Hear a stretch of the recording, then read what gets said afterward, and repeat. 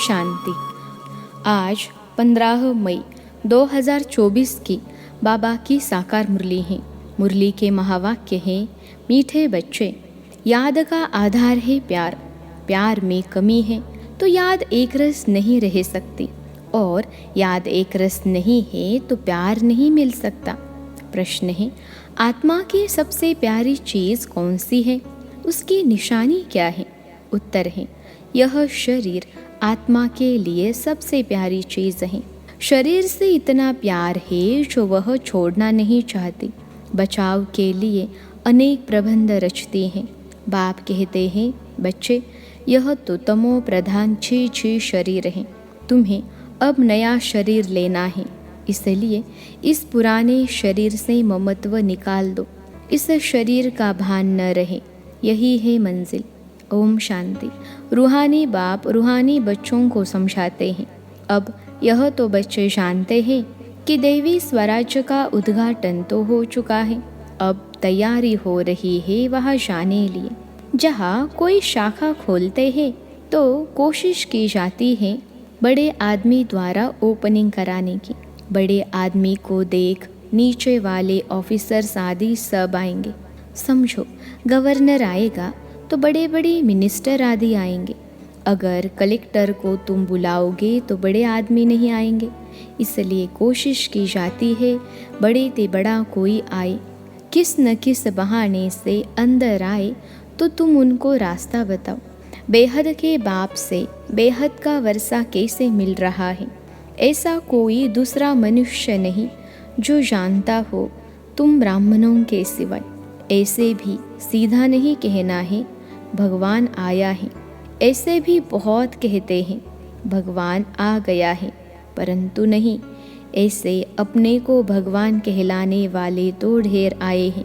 यह तो समझाना है बेहद का बाप आकर बेहद का वर्षा दे रहे हैं। कल्प पहले मिसल ड्रामा प्लान अनुसार यह सारी लाइन लिखनी पड़े। मनुष्य लिखत पढ़ेंगे फिर कोशिश करेंगे, जिनकी तकदीर में होगा। तुम बच्चों को मालूम है ना कि हम बेहद के बाप से बेहद का वर्षा ले रहे हैं। यहाँ तो निश्चय बुद्धि बच्चे ही आते हैं। निश्चय बुद्धि भी फिर कोई समय संशय बुद्धि बन जाते हैं। माया पछाड़ लेती है, चलते चलते हार खा लेते हैं। ऐसा तो लौ नहीं है जो एक तरफ सदैव जीत हो, हार होवे ही नहीं। हार और जीत दोनों चलती हैं। युद्ध में भी 3 प्रकार के होते हैं, फर्स्ट क्लास, सेकंड क्लास और थर्ड क्लास। कभी कभी युद्ध न करने वाले भी देखने के लिए आ जाते हैं, वह भी अलाउ किया जाता है। शायद कुछ रंग लग जाए और इस सेना में आ जाए, क्योंकि दुनिया को यह पता नहीं है कि तुम महारथी योद्धे हो, परंतु तुम्हारे हाथ में हथियार आदि तो कुछ भी नहीं है।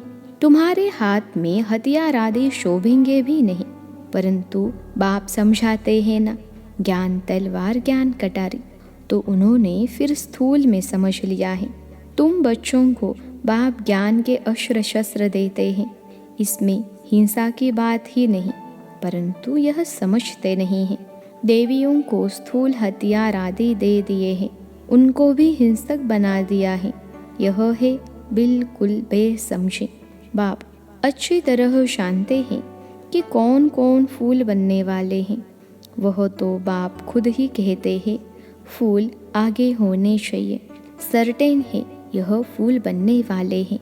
बाबा नाम नहीं लेते हैं, नहीं तो और कहेंगे हम कांटे बनेंगे क्या।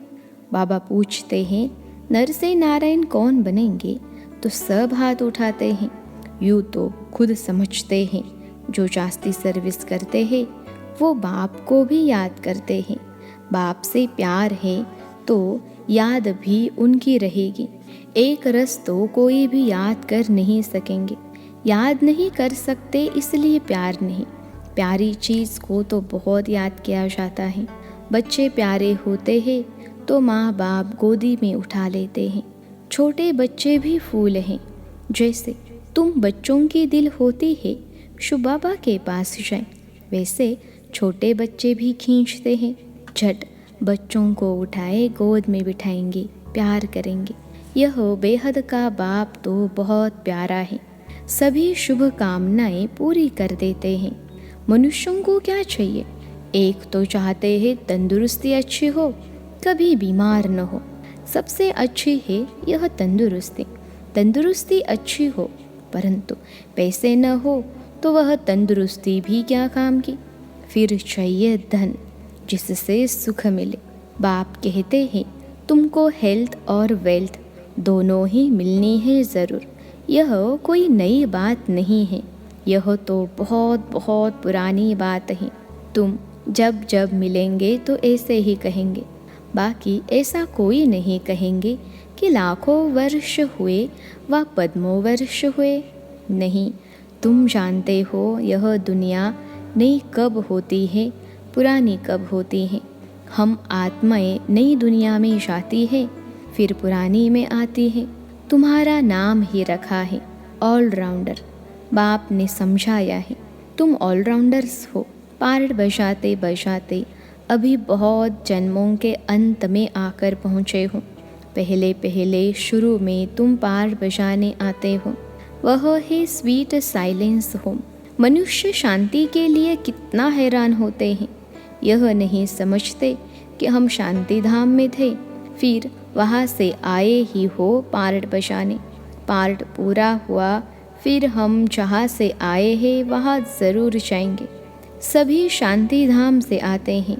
सभी का घर वह ब्रह्मलोक है, ब्रह्मांड, जहाँ सब आत्माएं रहती हैं।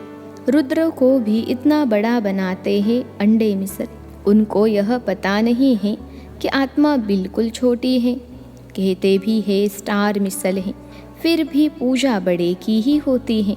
तुम जानते हो इतनी छोटी बिंदी की तो पूजा हो नहीं सकती। फिर पूजा किसकी करें? तो बड़ा बनाते हैं, फिर पूजा करते हैं, दूध चढ़ाते हैं। वास्तव में तो वह शिव है अभोक्ता, फिर उनको दूध क्यों चढ़ाते हैं? दूध पिए तो फिर भोक्ता हो गया। यह भी एक वंडर है। सब कहते हैं वह हमारा वारिस है। हम उनके वारिस हैं क्योंकि हम उन पर फिदा हुए हैं। जैसे बाप बच्चों पर फिदा हो, सारी प्रॉपर्टी उनको दे, खुद वानप्रस्थ में चले जाते हैं।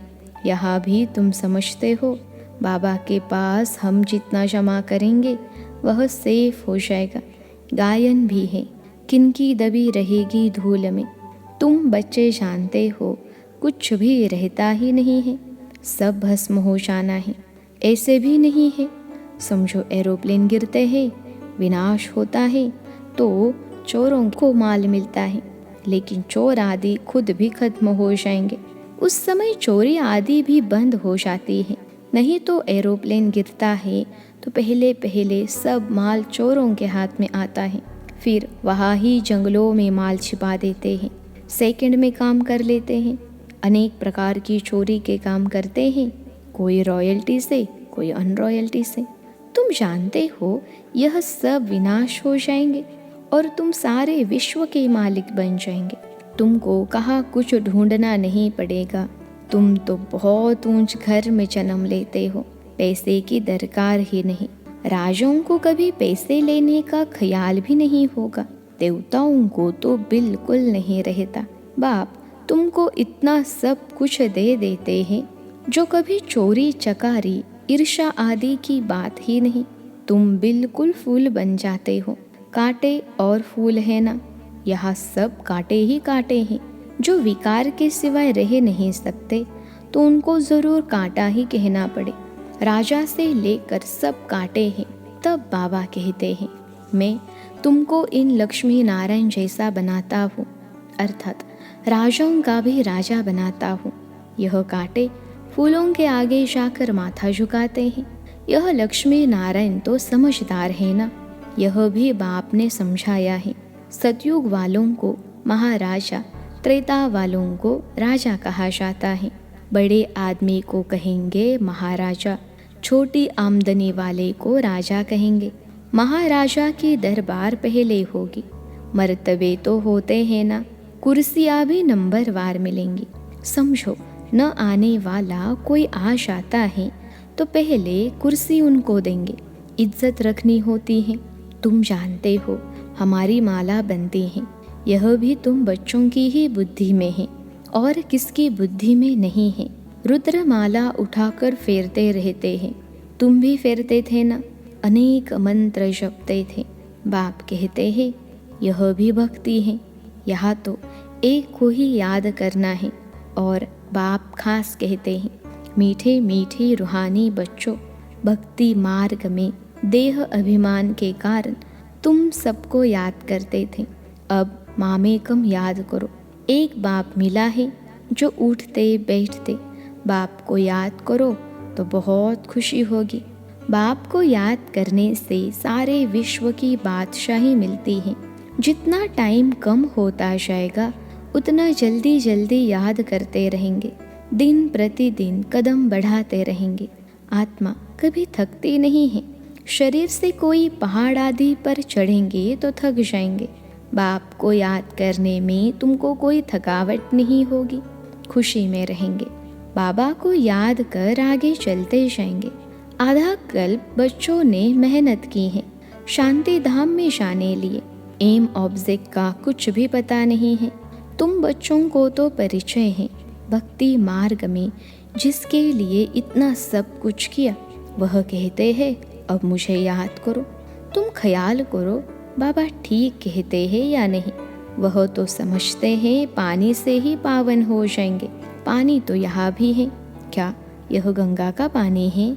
नहीं, यह तो बरसात का इकट्ठा किया हुआ पानी है, झरनों से आता ही रहता है। उनको गंगा का पानी नहीं कहेंगे, कभी बंद नहीं होता। यह भी कुदरत है, बरसात बंद हो जाती है परंतु पानी आता ही रहता है। वैष्णव लोग हमेशा कुएं का पानी पीते हैं। एक तरफ समझते हैं यह पवित्र है, दूसरे तरफ फिर पतित से पावन बनने के लिए गंगा में स्नान करने जाते हैं। इसे तो अज्ञान ही कहेंगे। बरसात का पानी तो अच्छा ही होता है, यह भी ड्रामा की कुदरत कहा जाता है। खुदाई नेचुरल कुदरत। बीज कितना छोटा है, उनसे झाड़ कितना बड़ा निकलता है, यह भी जानते हो। धरती कलराठी हो जाती है तो फिर उनमें ताकत नहीं रहती, स्वाद नहीं रहता। तुम बच्चों को बाप यहाँ ही सब अनुभव कराते हैं स्वर्ग कैसा होगा। अभी तो नहीं है, ड्रामा में यह भी नोंद है। बच्चों को साक्षात्कार होता है, वहाँ के फल आदि कैसे अच्छे मीठे होते हैं। तुम ध्यान में देख आकर सुनाते हो, फिर अभी जो साक्षात्कार करते हो वह वहाँ जब जाएंगे तब इन आँखों से देखेंगे, मुख से खाएंगे। जो भी साक्षात्कार करते हो वह सब इन आँखों से देखेंगे, फिर ही पुरुषार्थ पर। अगर पुरुषार्थ ही नहीं करेंगे तो क्या पद पाएंगे। तुम्हारा पुरुषार्थ चल रहा है, तुम ऐसे बनेंगे। इस विनाश के बाद इन लक्ष्मी नारायण का राज्य होगा, यह भी अब मालूम पड़ा है। पावन बनने में ही टाइम लगता है, याद की यात्रा मुख्य है। देखा गया बहन भाई समझने से भी बाज नहीं आते हैं, यानी बुरी आदत नहीं छोड़ते हैं। तो अब फिर कहते हैं भाई भाई समझो। बहन भाई समझने से भी दृष्टि नहीं फिरती, भाई भाई देखने से फिर शरीर ही नहीं रहता। हम सब आत्माएं हैं, शरीर नहीं है। जो कुछ यहाँ देखने में आता है वह तो विनाश हो जाएगा। यह शरीर छोड़कर तुमको अशरीरी होकर जाना है। तुम यहाँ आते ही हो सीखने के लिए कि हम यह शरीर छोड़कर कैसे जाए। मंजिल है ना, शरीर तो आत्मा को बहुत प्यारा है, शरीर न छूटे इसके लिए आत्मा कितने प्रबंध करती है। कहीं हमारा यह शरीर छूट न जाए। आत्मा का इस शरीर से बहुत प्यार है। बाप कहते हैं यह तो पुराना शरीर है, तुम भी तमो प्रधान हो। तुम्हारी आत्मा छी छी है, इसलिए दुखी बीमार हो पड़ते हैं। बाप कहते हैं अभी शरीर से प्यार नहीं रखना है, यह तो पुराना शरीर है। अब तुमको नया खरीद करना है। कोई दुकान नहीं रखा है जहाँ से खरीद करना है। बाप कहते हैं मुझे याद करो तो पावन बन जाएंगे, फिर शरीर भी तुमको पावन मिलेगा, 5 तत्व भी पावन बन जाएंगे। बाप सब बातें समझा कर फिर कहते हैं, मन मना भव। अच्छा, मीठे मीठे सिखिलते बच्चों प्रति माता पिता बाप दादा का याद प्यार और गुड मॉर्निंग। रूहानी बाप की रूहानी बच्चों को नमस्ते।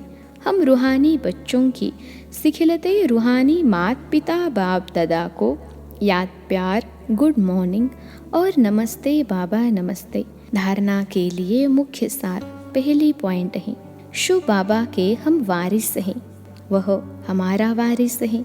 इस निश्चय से बाप पर पूरा फिदा होना है। जितना बाबा के पास क्षमा करेंगे उतना सेफ हो जाएगा। कहा जाता, किनकी दबी रहेगी धूल में। दूसरी पॉइंट है, कांटे से फूल अभी ही बनना है। एक रस याद और सर्विस से बाप के प्यार का अधिकारी बनना है। दिन प्रतिदिन याद में कदम आगे बढ़ाते रहना है।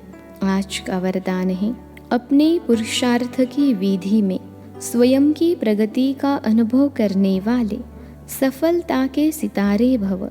अपने पुरुषार्थ की विधि में स्वयं की प्रगति का अनुभव करने वाले सफलता के सितारे भव।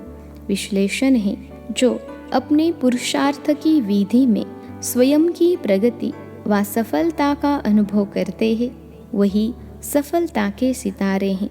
उनके संकल्प में स्वयं के पुरुषार्थ प्रति भी कभी पता नहीं होगा या नहीं होगा, कर सकेंगे या नहीं कर सकेंगे, यह असफलता का अंश मात्र भी नहीं होगा। स्वयं प्रति सफलता अधिकार के रूप में अनुभव करेंगे। उन्हें सहज और स्वतः सफलता मिलती रहती है। आज का स्लोगन है, सुख स्वरूप बनकर सुख दो तो पुरुषार्थ में दुआएं ऐड हो जाएंगी।